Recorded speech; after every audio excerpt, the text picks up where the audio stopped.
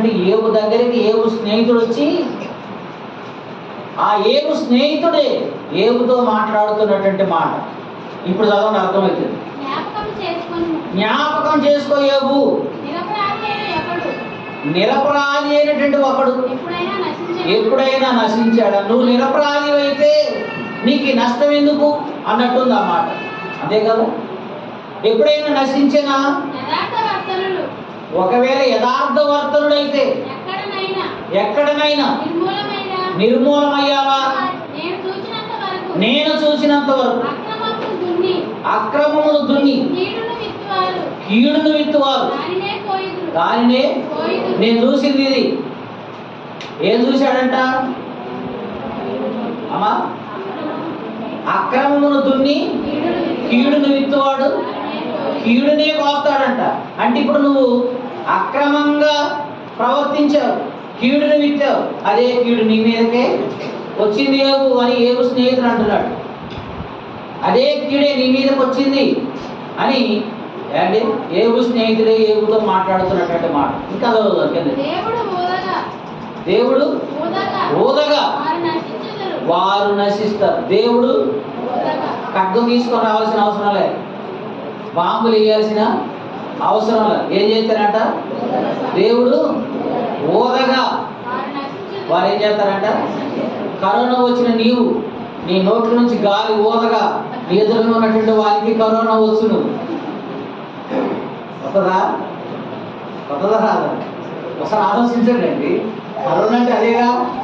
నీకు కరోనా వచ్చింది, నీ నోట్లో నుంచి నువ్వు కనుక గాలి ఊదావంటే ఆ గాలి ఎవరి మీద పడుతుందో వారికి కూడా కరోనా వస్తుంది. ఇక కరువు లేకుండా అయిపోతాడు అని చెప్పాను. దేవుడు అదే గుర్తు చేస్తాడేమో. దేవుడు బోధగా ఏమైందంట? వారు నశిస్తారు. ఆయన కోపాగ్ని అమ్మా స్వార్థం వలన వారు లేకపోదురు. చాలేదు. ఇక్కడ ఏవు స్నేహితుడు ఏవుతో మాట్లాడుతున్నటువంటి పద్ధతి అండి. ఏమన్నా బాధలో ఉన్న వాడిని ఓదార్చడానికి వస్తారు. 10 మంది పిల్లలు చనిపోయారు, ఆస్తి అంతా అయిపోయింది, అనారోగ్య పరిస్థితిలో ఉన్నాడు, రేపో మాపో చనిపోయే స్థితి ఒక మాటలో చెప్పాలండి. అలాంటి పరిస్థితిలో ఉన్నప్పుడు ఒక స్నేహితుడి దగ్గరకు వచ్చినప్పుడు ఎలా మాట్లాడాలి సార్ ఆలోచించండి. కానీ ఏవు స్నేహితుడు మాట్లాడుతున్నటువంటి మాట అంతా ఎట్టుందంటే కుండి మీద కారం జరిగినట్టుంది. అసలే బాధపడుతున్నాడు అతను. ఒక పక్క పిల్లలు చనిపోయి, ఒక పక్క అనారోగ్య పరిస్థితి వచ్చి కృంగిపోయి బాధపడుతూ దుఃఖపడుతూ సావు బ్రతుకుల మధ్య కొట్టుమిట్టాడుతున్నాడు. అలాగ బాధపడుతున్నటువంటి వ్యక్తి దగ్గరకు వచ్చి నువ్వు దుర్మార్గుడు కాకపోతే, దుర్మార్గము నువ్వు చేయకపోతే ఇలాంటి కీడు నీకు ఏమవుతుందని అర్థమయ్యే రీతులు నేను మాట్లాడతాను. గుర్తుపెట్టుకోండి, స్నేహితులు మాట్లాడవలసిన మాట ఇదేమన్నా అంటే ఇంకా భయంకరమైనటువంటి మనుషులు. స్నేహితుడు అంటే ప్రాణం తీసేవాడు కాదు, ప్రాణం పెట్టేవాడు. స్నేహితుడు అంటే అర్థం కాలేదు మీకు? ప్రాణం తీసిన వాడు స్నేహితుడు ఎట్లా అవుతాడు? అవసరమైతే ప్రాణం పెట్టినవాడు స్నేహితుడు, నిజమైన స్నేహితుడు. యేసుక్రీస్తు ప్రభువారు ఏంటి మన కోసానికి ప్రాణం పెట్టాడా, మన ప్రాణాలు తీశాడా? ఆయన నిజమైన స్నేహితుడు. అలాగా స్నేహితులు ఎవరైనా ఉంటే, తన స్నేహితుడు బాధలో ఉంటే, ఇబ్బందిలో ఉంటే ఆదరణకరమైనటువంటి మాటలు చెప్పాలి. కానీ అసలే బాధపడుతున్నటువంటి వాడిని మరింతగా బాధ పెట్టడానికి బాధకరమైన మాటలు బాణాలకు గుచ్చుతున్నారు. కత్తిపోటు లాంటి మాటలు ఉన్నాయి బైబిల్లో. ఇప్పుడు ఏవు స్నేహితుడు మాట్లాడుతున్నటువంటి మాటలు సమ్మంగా ఏదో ఆయింట్మెంట్ రాసినట్టుంటుందా, కత్తితో పొడిచినట్టుంటుందా? మీరు చెప్పండి. ఏవుకి ఎట్లుంటుంది ఈ మాటలు? ఎంత భయంకరంగా అంటే అంత భయంకరంగా. అంటే ఆ స్థితిలో మనం ఉన్నప్పుడు మనతో ఎవరైనా అలా మాట్లాడితే అప్పుడు మనకు అర్థమైంది వరకు. ఇప్పుడు మాట చెప్పుకుంటే అది అర్థం కాదు. ఆ బాధ ఎంతో అంటే ఆ బాధను అప్పుడు కానీ మనకు అర్థమవుతుంది. కానీ ఇప్పుడు కేవలం బైబిల్ చదువుకున్న మాటలు వివరించుకుంటే అది అర్థమయ్యేది కాదు. అనుభవిస్తేనే కొన్ని అర్థమవుతాయి. సరే, ఇక్కడ ఇలాగా ఏమండి ఏబు స్నేహితుడైనటువంటి ఎలీఫజు ఏబుతో మాట్లాడుతున్నటువంటి మాట అండి ఇది. మరొక స్నేహితుడు వచ్చాడు. 8వ అధ్యాయం ఏబు గ్రంథం 3-4 వచనాలు. ఏబు ఏమండి చెబుతున్నాడు, ఏబు దేవుడు ఎప్పుడైనా న్యాయ విధులను రద్దు చేస్తాడా? దేవుడు న్యాయ విధులను ఎప్పుడైనా రద్దు చేస్తాడా? న్యాయం అంటే ఏంది? న్యాయం అంటే ఏంది? న్యాయం అంటే ఏంది? ఇది కూడా అర్థం కాదు మీకు. న్యాయం అంటే ఏంది? న్యాయం అంటే ఏంటంటే తప్పు చేసిన వారికి శిక్ష విధించడమే న్యాయం. అవునా కదా? వాడు తప్పు చేశాడు కాబట్టి వాడు శిక్షకు అర్హుడు కనుక అది న్యాయమే. ఇప్పుడు అదే మాట ఏబుతో ఏబు స్నేహితుడు మాట్లాడుతున్నాడు. దేవుడు న్యాయ విధిని అంటే పాపముడు జీవితం మరణమని న్యాయశాసనం రాసిన దేవుడు తప్పు చేస్తే ఏమంటే తప్పిస్తాడా?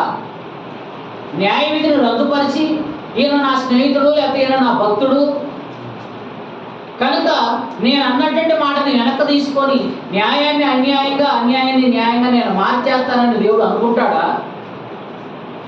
దేవుడు న్యాయ విధిని ఎప్పుడైనా రద్దు చేస్తాడా? ఏబు స్నేహితుడు ఏబుతో మాట్లాడుతున్న మాట అండి. అంటే మీకు ఏమర్థమైంది ఇందులో? నువ్వింత బాధలో ఉన్నావంటే, ఇన్ని సమస్యలు నీకు వచ్చాయంటే నువ్వు న్యాయవంతుడు కాదు. అందుకే దేవుడు తీర్పు తీర్చాడు నీకు. దేవుడు ఎప్పుడు అన్యాయాన్ని న్యాయంగా న్యాయాన్ని అన్యాయంగా మార్చడం నాయన. ఇలాంటి పరిస్థితి నీకు వచ్చిందంటే నువ్వు దీనికి తగినట్టుగా ఏదో అన్యాయము చేశావు కనుకనే న్యాయవంతుడైనటువంటి దేవుడు ఈ శిక్ష నీకు విధించాడు అంటున్నాడు ఆయన. తన స్నేహితుడు ఏబుతో మాట్లాడుతున్నటువంటి మాట. దేవుడు న్యాయ విధిని ఎప్పుడైనా రద్దుపరుస్తాడా? చదవాలి కిందకి. సర్వశక్తుడు దేవుడు న్యాయమును రద్దుపరచిన నీ కుమారులు ఆయన దృష్టి అంటే దేవుని దృష్టి ఎదుట పాపం చేశారేమో కావుననే వారు చేసిన తిరుగుబాటును బట్టి ఆయన వారిని మరణానికి అప్పచెప్పాడని ఏబు స్నేహితుడు అనేటువంటి బిల్దాద్ అంటున్నాడు. ఏబు స్నేహితుడు అనేటువంటి బిల్దాద్ అంటున్నాడు, ఏవో ఏవో నీ పిల్లలు తప్పు చేశారేమో అందుకే వాళ్ళందరూ చనిపోయేటట్టు దేవుడు చేశాడు. అంటే ఏబు స్నేహితుడు మాట్లాడుతున్న మాట ఏబుతో, నీ పిల్లలు తప్పు చేశారేమో ఆ తప్పును బట్టి దేవుడు వారిని మరణానికి అప్పచెప్పారని మాట్లాడుతున్నాడు. ఇప్పుడు ఏబు స్నేహితులు పరిశుద్ధ గ్రంథంలో లెక్కించబడ్డారు. పరిశుద్ధ గ్రంథంలో దేవుడు మాటలు రాశాడు మనకు వినిపిస్తుంది. జాగ్రత్తగా అలాంటి వాళ్ళు ఇలాంటి చులకన భావన విపత్తు కలిగిన వారికి నష్టపోయినటువంటి వారిని ఉద్దేశించి ఇలా మాటలు మాట్లాడుతున్నారంటే ఇప్పుడు ప్రస్తుత కాలంలో ఉన్న మనకు ఇలాంటి భావన రాదంటారా? అంటే వాళ్ళకంటే మేము చాలా నీతిమంతులు ఉంది, మాకు ఇలాంటి భావన కావు అంటారా? ఒకసారి ఆలోచించండి. దేవుని పిల్లలు యేసుక్రీస్తు ప్రభువు మనుషులందరూ హృదయాన్ని ఎరిగిన వాడై ఆయన మాట్లాడుతున్నటువంటి ఆయన తప్పు విషయంలో వీడు తప్పు చేశాడు వీడు తప్పు చేయలేదు అనేటువంటి ఏం లేదు కాదు. అందరూ చేశారు. చనిపోయిన వాడు చేశాడు, ఆపదలో ఉన్నవాడు చేశాడు, ఆరోగ్యవంతుడుగా ఉన్నటువంటి నీవు కూడా చేశావు. దీంట్లో అసలు ఏ రాజీ లేదు, అందరూ తప్పు చేసిన వాడే. కానీ వాళ్ళకు ముందు మరణం వచ్చింది, నీకు రాలేదు. నీకు మరణం రాకమునుపు దేవుడు ఈ విషయాలను నొక్కి చెప్తున్నాడు. అంటే నీ మేలు కోరాడు, నీ క్షేమమును కోరాడు. అలాంటి విపత్తు రాకూడదని, అలాంటి మరణం నీకు సంభవించకూడదని, నువ్వు నరకానికి వెళ్ళకూడదని, నువ్వు బ్రతికుండగానే మారు మనసు పొందాలని, ఆ మారు మనసు పొందే అవకాశాన్ని దేవుడు నీకు కల్పించాలని ఈ అవకాశాన్ని కల్పించి మనతో డైరెక్ట్గా మాట్లాడుతున్నాడు. వింటున్నటువంటి మనం జాగ్రత్తగా ఆలోచించండి, మంచి నిర్ణయానికి రావాలి. అప్పుడు మనం చేసినటువంటి అపరాధం నుండి మనం బయటపడే అవకాశాలు ఉన్నాయి. అంతేగాని డాడీ పైకి చూసి నేను అంత తెల్లగానే ఉన్నానని గురించి కనుక అనుకున్నట్టు మనం అనుకుంటే మోసపోతున్నామని అర్థం. దొవలాడాలి డాడీ, వెతకాలి. బంగారాన్ని కాదు, వెండిని కాదు, నీలో ఉన్న అపరాధాన్ని కూడా వెతకాలి. ఎప్పుడైనా చేసి నువ్వు మర్చిపోయావేమో, ఆ అపరాధం నువ్వు మర్చిపోయినంత మాత్రాన నీ దేవుడు మర్చిపోడే. అందుకని నువ్వు వెతుకు, ఆలోచించు. జ్ఞాపకంలోకి రాకపోతే దేవుని జ్ఞాపకం చేయమని అడుగు. ఆయన గ్రంథంలో రాయబడింది. ఆ గ్రంథంలో రాయబడినటువంటి ఆ మాటను నీకు తెలియజెప్తాడు దేవుడు. అప్పుడు జ్ఞాపకం వస్తుంది. అయ్యో ప్రభువా, నేను ఇది ఎప్పుడో మర్చిపోయానయ్యా, నా జ్ఞాపకంలోకి రాలేదు. నేను అంత చూసి మంచివాడను మంచిదానని అనుకుంటున్నాను, కానీ నాలో ఈ యొక్క అపరాధం కూడా ఉంది అని నేను ఇప్పుడు గమనించలేదని నువ్వు అప్పుడు అనుకుంటావు. అందుకని దేవుడు ఎక్కడ దేవుని విడిచిపెట్టనే. దేవుని యొక్క వాక్యాన్ని గురించి రాయబడిన మాట, దేవుని యొక్క వాక్యము రెండంచులు గల ఎటువంటి వాడి అయినటువంటి ఖడ్గమ కంటే వాడిగా ఉండి కీళ్ళలను మూలులను విభజించినంత మట్టుకు దూరుచు హృదయం యొక్క తలంపులను, అక్కడ ఉన్నటువంటి అపరాధములను కూడా బయటికి తీసుకురాగలిగిన శక్తి కలది అని వాక్యంలో రాయబడి. అంత శక్తి ఉంది దాన్ని వాక్యాన్ని. కాబట్టి గుర్తుపెట్టుకోండి, మనం చేసి మనిషిపోతాం, కానీ దేవుడు చేసింది ప్రతిదీ రాస్తాడు. ఆయనకి మనకున్న తేడా, మనం చేసి చేయలేదన్నట్టుగా సమాజంలో చలామణి అవుతాం, కానీ దేవుడు రాస్తున్నాడు కాబట్టి చేసేవని రుజువు చేస్తాడు ఆయన. కాబట్టి అలాంటి దేవుని కనులకు మరుగైనది ఏది లేదు కనుక ముందుగా హెచ్చరిస్తున్నాడు. మీ ముందు చనిపోయినటువంటి వాడు దుర్మార్గులని మీరు అనుకుంటున్నారేమో, కానీ కాదురా నాయన, మీరు తప్పు చేశారు, వారు తప్పు చేశారు. మీ కళ్ళ ముందు వాళ్ళు చనిపోయారు, వాళ్ళు దుర్మార్గులని మీరు అనుకోవడం పొరపాటు, మీరు కూడా అదే పొరపాటు చేశారు. కనుక ఇప్పుడు నేను చెప్తున్న మాటలను బట్టి మారకపోతే, వారు మనసు పొందకపోతే మీకు కూడా అదే గతి పడుతుంది అంటున్నాడు. మీకు కూడా అదే గతి పడుతుంది. మీ వెనకాల ఉన్నటువంటి వారు మిమ్మల్ని గురించి కూడా అదే అనుకుంటారు, వీళ్ళంతా దుర్మార్గులు అని నువ్వు అనుకున్నావుగా ముందు.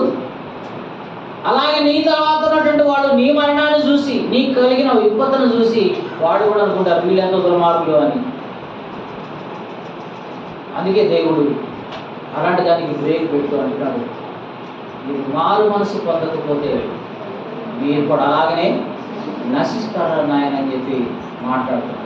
ఇక్కడ ఏవు స్నేహితులు మాత్రం ఏవు దుర్మార్గ పనులు చేశాడు కాబట్టి ఆ తీర్పు ఆయన మీదకి వచ్చింది.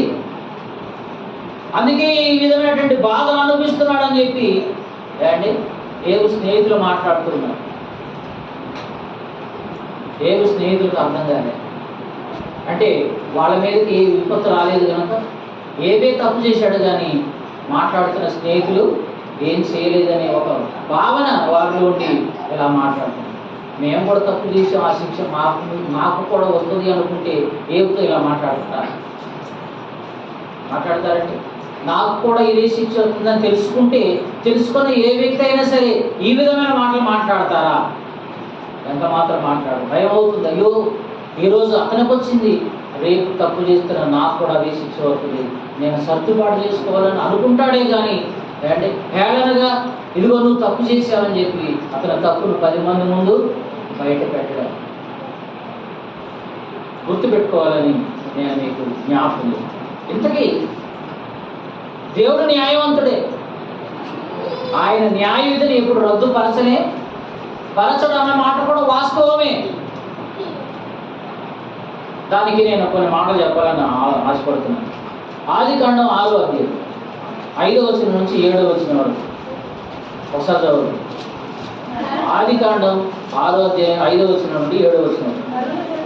నరుల చెడుతనం భూమి మీద గొప్పదని, వారి హృదయం యొక్క తలంపులలోని ఊహ అంతా ఎల్లప్పుడూ కేవలం చెడ్డదని యెహోవా చూసి తాను భూమి మీద నరులను చేసినందుకు యెహోవా సంతాపము నుండి తన హృదయములో నొచ్చుకొనెను.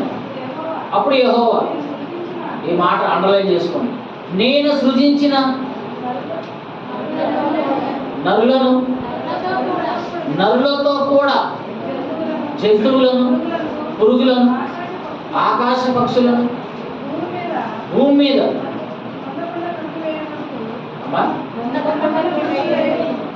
తుడిచివేయ వరకు